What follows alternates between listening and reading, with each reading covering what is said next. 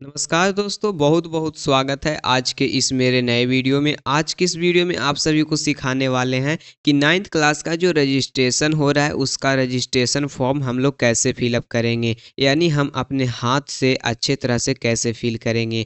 क्योंकि अगर आपसे एक भी जानकारी अगर गलत हो जाता है तो आपको 10th के एग्ज़ाम में बहुत ज़्यादा दिक्कत होगा, क्योंकि आप लोग 2027 में मैट्रिक की परीक्षा देंगे और उसमें कुछ भी अगर गलती हो जाएगा तो आप लोग को बहुत दिक्कत होगा एग्ज़ाम में, रिजल्ट में, स्कॉलरशिप में, पैसा मिलने में, तो बहुत दिक्कत होगा। इसीलिए हम आपको बता रहे हैं कि अच्छे से भरिएगा ये रजिस्ट्रेशन फॉर्म, क्योंकि यही रजिस्ट्रेशन होगा तो आप लोग 2027 में मैट्रिक की परीक्षा में बैठ सकते हैं। यहीं के दिए गए डॉक्यूमेंट्स के द्वारा आपको मैट्रिक की परीक्षा का वेरिफिकेशन होगा, यहीं का फ़ोटो आपको वेरिफिकेशन होगा।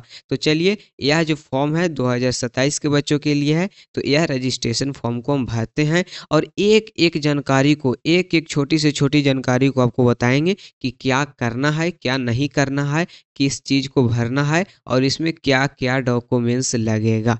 तो चलिए शुरू करते हैं। सबसे पहले एक सब्सक्राइब, लाइक और कमेंट ज़रूर कर दीजिएगा।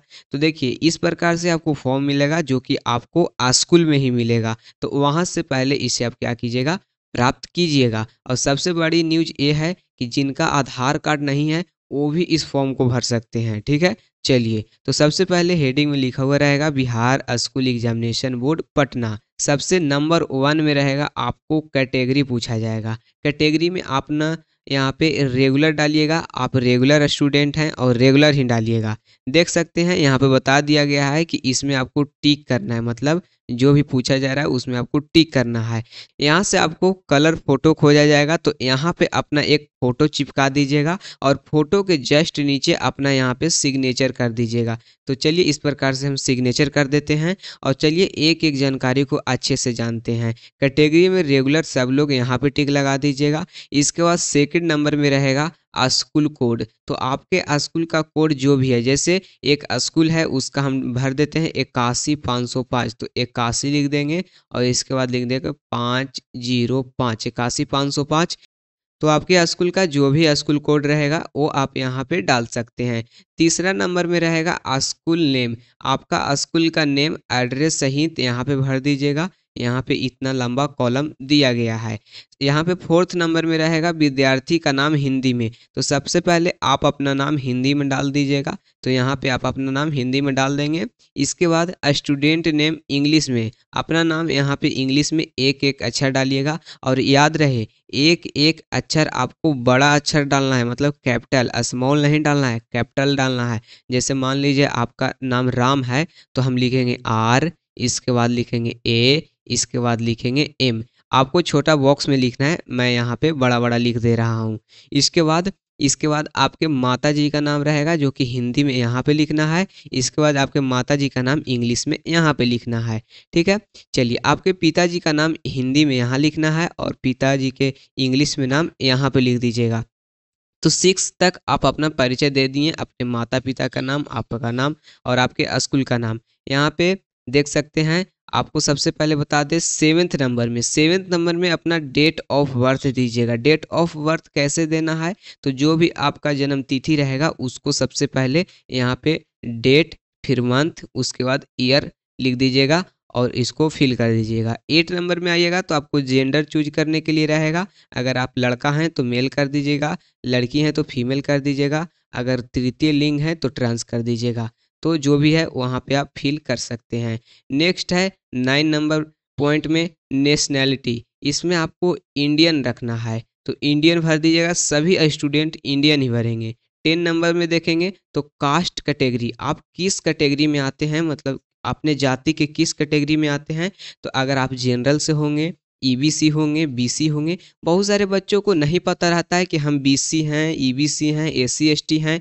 तो आपको क्या करना है, आपको अपने स्कूल से पूछ लेना है कि मैं इस जाति में आता हूँ तो मैं किस जाति के किस कैटेगरी में रहूँगा, तो आपको भर देना है। जैसे ज़्यादातर बच्चे ईबीसी रहेंगे, कुछ बच्चे एससी एसटी और कुछ बच्चे जनरल रहते हैं, तो आप लोग अपना पूछ करके भर सकते हैं। तो 11वां नंबर में देखिएगा, यहाँ पे आपसे पूछा जा रहा है अगर आप विकलांग हैं तो यस कीजिएगा, नहीं हैं तो आप लोग नो पे टिक करेंगे। तो दोस्तों अगर आप विकलांग होंगे और अगर जो आप यस करेंगे तो यहाँ पे आपको लिख देना है किस अंग से आप विकलांग हैं, ऐसे आप छोड़ भी सकते हैं। इसके बाद 12 नंबर में आइएगा तो रिलीजन आपसे पूछा जाएगा, हिंदू रहेंगे तो हिंदू पर क्लिक कीजिएगा, मुस्लिम रहेंगे तो मुस्लिम पर, सिख, जैन, बुद्ध, क्रिश्चियन, यहाँ पे अदर कोई भी रिलीजन से रहेंगे तो यहाँ पे आपको क्लिक करना है। फिलहाल सभी बच्चे हिंदू मुस्लिम रहेंगे तो यहाँ पे और यहाँ पे क्लिक करना है आपको। इसके बाद दोस्तों आपको 13 नंबर फिल करने के लिए रहेगा जहाँ से पूछा जाएगा एरिया। तो अगर आप गांव से होंगे, ग्रामीण क्षेत्र से होंगे तो ये वाला ऑप्शन को क्लिक कीजिएगा, नहीं तो अगर आप शहर में रहते होंगे किसी सिटी में तो आपको इस वाले आइकन पर क्लिक करना होगा। इसके बाद आप 14 नंबर पॉइंट में आइएगा तो आपको मैरिटल स्टेटस पूछा जाएगा। तो अगर आपको शादी हो चुका है तो यस करेंगे यहाँ पे, नहीं तो अनमैरिड पर क्लिक करेंगे। ज़्यादातर बच्चे को अनमैरिड पर क्लिक करना है। 15 नंबर में आएंगे तो मोबाइल नंबर पूछा जाएगा। यहाँ पे आपका जो भी मोबाइल नंबर रहेगा, चालू मोबाइल नंबर रहना चाहिए, उसको यहाँ पे फिलअप कर दीजिएगा। देखिए सबसे ज़्यादा मेहनत है यहाँ पे 16 नंबर पॉइंट में। 16 नंबर पॉइंट में कहा जा रहा है कि यहाँ पे आपको आधार नंबर को डालना है। अगर आपका आधार नंबर नहीं है तो देखिए यहाँ पे आपको घोषणा बताया जा रहा है। घोषणा में क्या है सुनिएगा, मैं एतद द्वारा घोषित करता हूँ या घोषणा करती हूँ कि मैंने आधार नंबर आवंटित करने के लिए आवेदन नहीं किया, मुझे आधार नंबर आवंटित नहीं हुआ और मैं यह समझता हूँ और समझती हूँ कि मेरे द्वारा की गई इस मिथ्य गलत घोषणा के आधार पर मेरा अभ्यर्थित्व रद्द हो जाएगा। कहने का मतलब है कि अगर आपका आधार कार्ड नहीं है तो इस घोषणा पत्र को आपको एक्सेप्ट करना होगा, अलाउ करना होगा और यहाँ पे आपको सिग्नेचर करने के लिए रहेगा। अगर आप यहाँ पे सिग्नेचर कर देते हैं तो आपको यह समझा जाएगा कि आपके पास आधार कार्ड अभी नहीं है, तो आपने आधार कार्ड नहीं दिया है। आगे के किसी भी प्रक्रिया में आधार कार्ड आप दे सकते हैं, लेकिन ज़्यादातर बच्चों को हम कहेंगे कि आप 16 नंबर पॉइंट में आधार नंबर डाल दीजिएगा, क्योंकि जब आपका एडमिट कार्ड आएगा, डमी रजिस्ट्रेशन कार्ड आएगा, आपका एग्ज़ाम होगा, जो भी आपका फर्स्ट आने पर पैसा आएगा तो आपको डायरेक्ट बेनिफिट मिल जाएगा उससे आपको। तो आपको यहाँ पे डाल देना है अपना आधार नंबर, नहीं है फिर भी यहाँ पे आपको सिग्नेचर करना है। चलिए इसके बाद 18 नंबर में है आपका ईमेल आईडी। ईमेल आईडी ये भी रहेगा, आपको यहाँ पे डाल देना है। 19 नंबर में आएंगे, एड्रेस डाल देना है। एड्रेस में कैसे डालिएगा, तो सबसे पहले आपको विलेज लिखना है, इसके बाद आपको पोस्ट लिखना है, इसके बाद आपको पीएस मतलब पुलिस स्टेशन लिखना है, पर जो भी आपका क्षेत्र है उसका नाम लिख दीजिएगा। जैसे बड़ा क्षेत्र रहता है तो उस जगह का नाम लिखिएगा। इसके बाद आपका जो भी जिला है और उसके बाद अपना यहाँ पे बिहार लिख दीजिएगा। इसके बाद 20 नंबर में आइएगा। इसके बाद हम 20 नंबर पॉइंट में आएंगे तो बैंक अकाउंट नंबर पूछा जाएगा। तो जो भी आपका बैंक का अकाउंट नंबर है वो डाल दीजिएगा।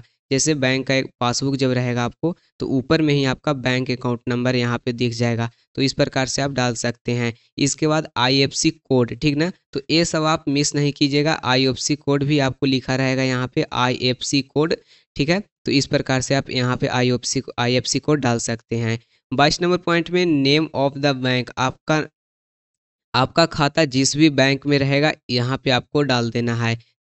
23 नंबर पॉइंट में देखेंगे two identification marks of candidate. यहाँ पे अगर आपके चेहरा में या फिर आपके शरीर में कोई यहाँ पे मार्क है तो आपको यहाँ पे लिख देना है, और नहीं है तो आपको छोड़ भी सकते हैं, कोई दिक्कत वाली बात नहीं है। लेकिन अगर रहेगा तो ज़रूरी लिखिएगा, ज़्यादातर चेहरा पर होगा तो लिख दीजिएगा, ठीक है। चलिए 24 नंबर में आपको लिखना है क्या चीज़, तो सब्जेक्ट यहाँ पे गलती नहीं कीजिएगा। सबसे पहले यहाँ पे नंबर 1 में MIL मिल में आपको यहाँ पे हिंदी आपको सिलेक्ट करना है। जो मुस्लिम छात्र होंगे उनको उर्दू करना है, और जो बांग्ला पढ़ने के लिए चाहेंगे तो बांग्ला लीजिएगा, मैथिली चाहेंगे तो मैथिली लीजिएगा।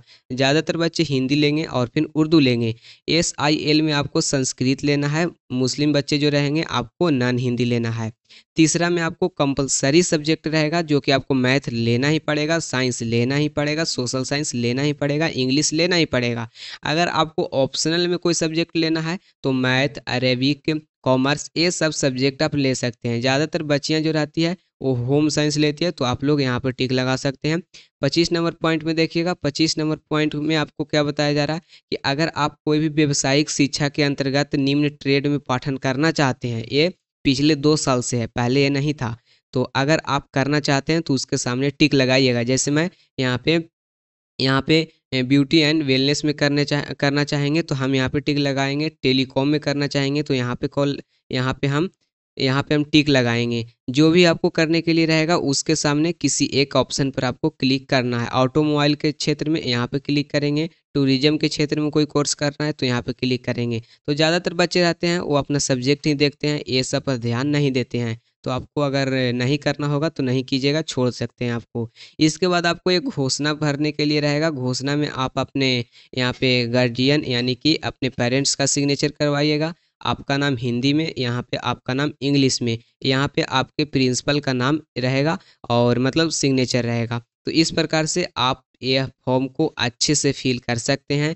आई होप ये जानकारी जो है अच्छे से आपको समझ में आया होगा। अगर कोई भी जानकारी समझ में नहीं आया है तो आप कमेंट में बता सकते हैं और लिख सकते हैं कि मुझे 1 नंबर पॉइंट या फिर 8 नंबर पॉइंट या फिर 17 नंबर पॉइंट या फिर 18 नंबर पॉइंट, ये सब पॉइंट समझ में नहीं आया, हम कैसे भरेंगे। तो आप पॉइंट लिखिएगा, हम वहाँ पे बता देंगे आपको क्या डालना है। तो इस प्रकार से आप पूरा फिलअप कर सकते हैं। ज़्यादा आपको ध्यान देना है, फ़ोटो यहाँ पे अच्छा डालना है और यहाँ पे सिग्नेचर भी अच्छे तरह से करना है, क्योंकि यही आपके मैट्रिक के एडमिट कार्ड, मैट्रिक के सर्टिफिकेट वगैरह में सब कुछ में यही रहेगा।